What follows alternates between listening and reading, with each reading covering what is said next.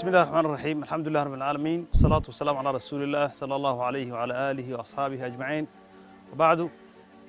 مرواني مدن ayaa ku soo dhawaada jaamacadda Badacas ku soo dhawaada kulliyadda shariicada iyo qaanunka ee jaamacadda waxaan jeclahay inaan xog muhiim ah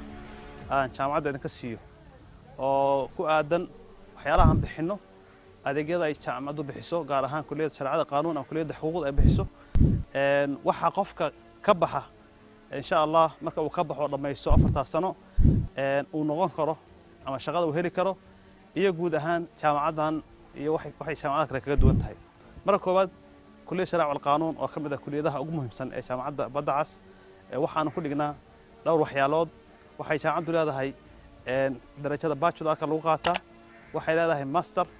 iyo diblooyin badan oo ku aadan cilmiga qaanunka iyo shariicada islaamka kulliyadda shariicada alqaanuun hadafkeeda waxa ugu horeeya in aan xaqiijino qayb ka mid ah ahdaafta ay jaamacaddu leedahay waxa kaloo muhiim ah kulliyadda inay soo saarto doonaysaa dad shuruucda yaqaana shariicada islaamka iyo fiqiga islaamka yaqaana sidoo kalena yaqaana oo ku hubeysan qawaaniinta iyo shuruucda caalamka waxaan doonaynaa insha Allah inaan soo saarno dad ka qayb qaata tadbiiqa iyo meelmarinta shariicada islaamka sababtoo waxay ogtihiin waxaan u baahanahay mashruuc weyn oo aan leenahay haddaan muslimiin nahay waa in shariicada islaamka la dhaqan geliyo taasina waxay u baahan tahay tababar dad loo tababaro oo yaqaana shariicadii iyo andamada caalamka jirta sida u shaqeyso waxaa kaloo muhiim ah soo saarno dad ka qayb qaata u fatwoodka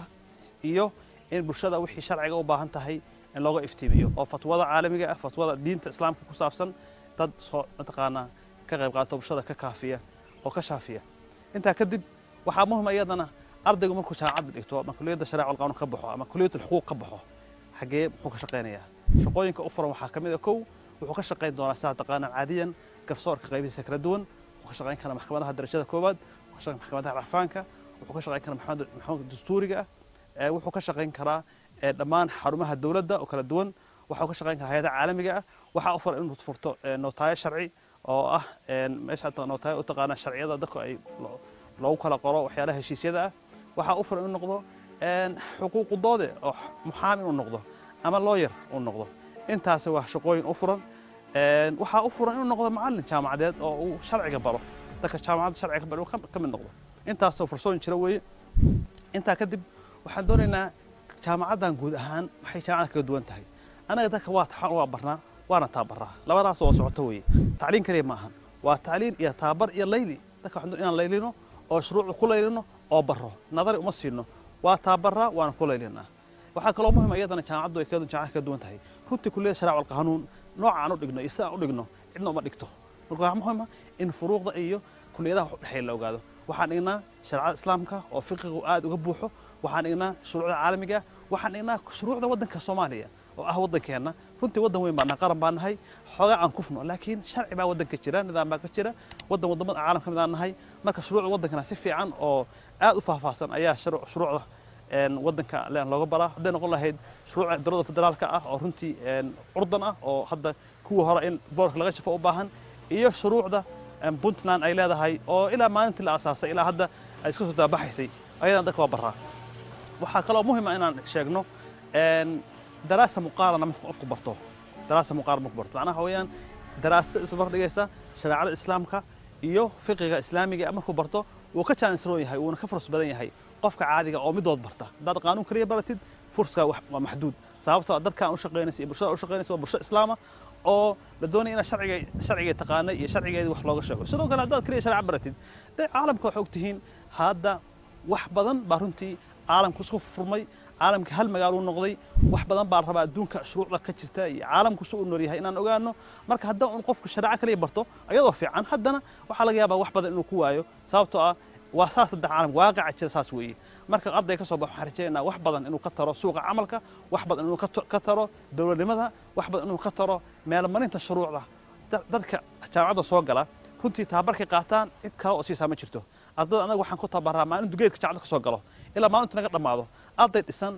oo abaabulan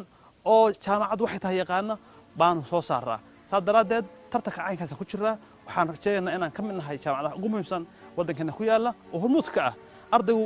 sharciga ku dhaqmaa sharciga kuwa shariicada barta oo sharci qaanuunka barta iyo kuwaan baranba oo ku dhaqta si isleeg ayay si fiican ugu wada dhaqmaan kaarkay soo qaataan nidaam bay ku yimaadaan jaamacadda geedka kama soo galaan iyagoon sharciga kaarka wadan marka ardayga waa la toosinaya arday ka socdo ma jiro maalintu loo yimaado isagoo oo secondary ka yimid iyo maalintu naga baxo waxaa u dhexeeya fatradaas u dhexeysa intaa ku xigto hore duruus baa la siiya waa la taabara kulamaan loo qabtaa meedaanka loo diraa iyo shaqada meesha ka jirto bankiyadan u diraa masaajidaan u diraa waxaan u diraa maxkamadaha waxaan u diraa beeraha iyo meelaha wax soo saar ku jiraan meel kasta marka tababarka caynkaas iyo tacliin wada socota oo nolosha qofka loo diyaariyo ayaan ku talagalnaa kulliyada shareecadu waxaan idhaahnaa qofkaan sharci baran maba dhalanba marka waxaan rajaynaynaa ardada sidoo kale waxaan runtii u filayaa khayr badan u rajaynayaa iyo guul u filayaa dhammaan ardada iskuulka dhammaynaysa form 4 ka baxaysa iyo kuwa eedadka ka baasiya oo form 1 galaya kusoo dhawaa jaamacadda badda cas waalidiinta waxaan rajaynaynaa inay doortaan jaamacadda badda cas inay gaar ahaan sii doortaan kulliyadda shareeca wal qaanuun oo ah kulliyadda shuruucda aan ku dhigno ama kulliyadda xuquuqa qofkaan xaq aqooni waxa ma yaqaan barakallahu fiikum salaamu calaykum waraxmatullaahi wabarakaatuh